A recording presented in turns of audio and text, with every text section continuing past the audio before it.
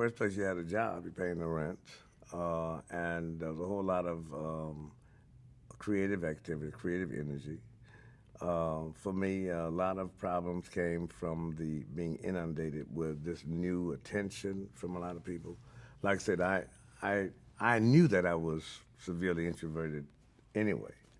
And one of my problems was dealing with the whole thing about whatever my identity was in the show. That, and we talked about that. The usage, because there were weeks that would go by in which I would have nothing to do. I was being paid, but I had nothing to do. And so for me, a lot of that, I'm sure, a lot of the new attention caused me to really go inward. And by inward, I did, now I would not recommend anybody do what I did, which was I allowed my introverted thing to cause me every night, I would simply go home. Now, before I went home and stayed alone, yes, now I've gone home and there's some ladies at the house, okay? But that was still me really enclosing myself in my own thing. Whereas what you should do if you're in this business is stay there, go to the bar with the people who work in the show, develop relationships with them, because that's how you're going to get your next thing next week. Garrett, stupid, right? Because the writers are at the bar too, you're talking, it's like that golf game, you know? The reason why ladies don't have those deals, and blacks, is because they don't get a chance to go to that golf game. Well, the golf game is like, after the show, you go to the bar and you sit and you chat with the other actors, and you don't, you know, plus they're not dealing with it like you're sick or have a psychological problem. They deal with you being snooty, you're being standoffish, you think you're better than anybody else.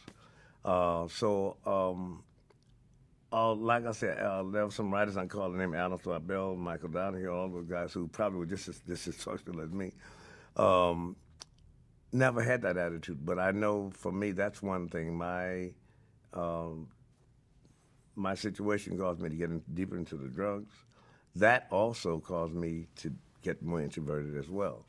So, that was my reaction, both to the attention and to the pressure of, because a lot of people, it's like Obama and the price of gas.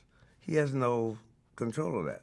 So nobody knew that in Saturday Night Live. I had no real control over what characters I'm doing. I'm fighting for it. But stupid me, instead of going into Lauren's office with another guy or another lady who can laugh at my premise, right? I'll go in by myself.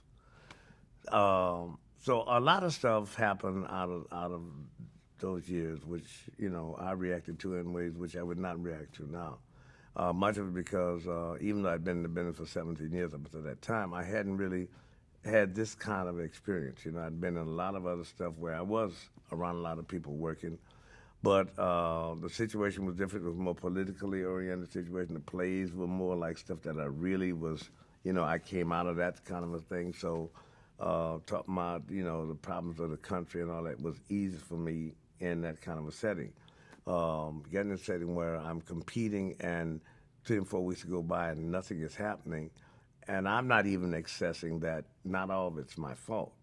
I'm blaming myself a lot more. And saying, yeah, they're right. Some people say you're not talented. Some people are saying you're not aggressive enough. Some people are saying you're not whatever, macho enough, all of that stuff. And my reaction to it is my fault. Nobody's to blame for that. But that's a lot of what our reaction to was. Right.